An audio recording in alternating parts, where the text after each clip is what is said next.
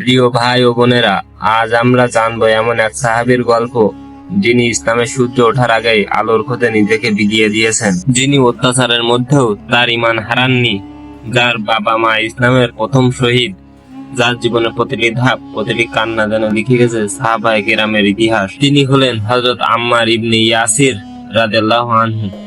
আম্মার রাদিয়াল্লাহু আনহু এর পিতার নাম ছিল ইয়াসির। তিনি ছিলেন ইয়ামান থেকে মক্কায় আসা এক মেহমান। পরে বনি মাখজুম গোত্রে বসবাস শুরু করেন। মায়ের নাম ছিল সুমাইয়া রাদিয়াল্লাহু আনহা, ইসলামের প্রথম নারী শহীদা। এই পরিবারটা ছিল মক্কার এক গরিব নিপীড়িত পরিবার, কিন্তু তাদের ছিল এমন সম্পদ যা ধনী কুরাইশদের কাছেও ছিল না, তা ছিল ঈমান। আম্মার রাদিয়াল্লাহু আনহু ইসলাম গ্রহণ করেন খুব শুরুর দিকেই রাসূলুল্লাহ সাল্লাল্লাহু আলাইহি সাল্লামের দাওয়াতে।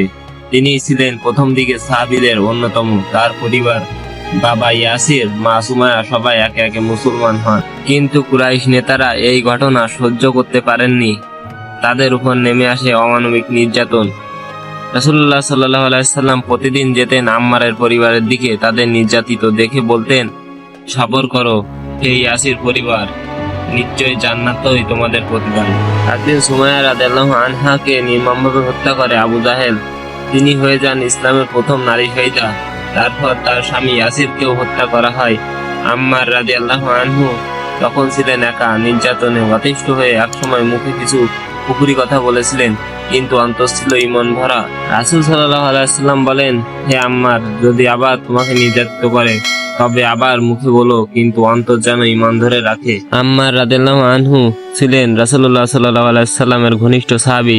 তিনি ছিলেন দরিদ্র, কিন্তু আল্লাহর রাসূল সাল্লাল্লাহু আলাইহি সাল্লাম তাকে ভালোবাসতেন অন্তর দিয়ে। আম্মার রাদিয়াল্লাহু আনহু অংশগ্রহণ করেন বদর, উহুদ, খন্দক, তাবুক সহ প্রায় সকল যুদ্ধে। তিনি ছিলেন যুদ্ধক্ষেত্রে এক সাহসী যোদ্ধা। উহুদ যুদ্ধে তিনি গুরুতর আহত হয়েছিলেন, কিন্তু পিছু হটেননি। খন্দকের খনন কাজেও ছিলেন একনিষ্ঠ কর্মী। খলিফা ওমর রাদিয়াল্লাহু আনহু তাকে কুফার গভর্নর করেন। তিনি ছিলেন সৎ, ইনসাফ প্রিয় ও নির্লোভ এক শাসক। তার উপর মিথ্যা অপবাদ দেওয়া হয়েছিল, কিন্তু ওমর রাদিয়াল্লাহু আনহু তাকে পূর্ণ সমর্থন দিয়েছিলেন। হযরত আলী রাদিয়াল্লাহু আনহু ও মুয়াবিয়া রাদিয়াল্লাহু আনহু এর মধ্যে সংঘর্ষের সময় সিফফিন যুদ্ধে আম্মার রাদিয়াল্লাহু ছিলেন হযরত আলীর পক্ষে। তার বয়স তখন প্রায় 90 বছর। তিনি যুদ্ধ করছিলেন দুর্বল শরীর নিয়ে। হঠাৎ এক বিদ্রোহী সেনার আঘাতে তিনি শহীদ হন। রসূলের বাণী পূরণ হয়। রাসূল সাল্লাল্লাহু আলাইহি সাল্লাম একদিন বলেছিলেন, আম্মারকে হত্যা করবে বিদ্রোহীরা। আম্মার রাদিয়াল্লাহু আনহু এর জীবন আমাদের শেখায় ধৈর্য কাকে বলে, ঈমান কিভাবে বুকের গভীরে লুকিয়ে থাকে, কিভাবে দুনিয়ার কষ্টকে জান্নাতের আশায় গ্রহণ করতে হয়। তিনি ছিলেন এক নিপীড়িত, তিনি ছিলেন শহীদের পুত্র, তিনি নিজেও হলেন শহীদ, তবু তার জীবন জ্বলজ্বল করে একটি দীপ্তিবাতির মতো।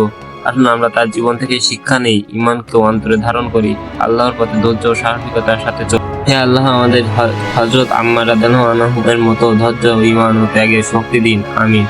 ভিডিও ভালো লাগলে সাবস্ক্রাইব করুন।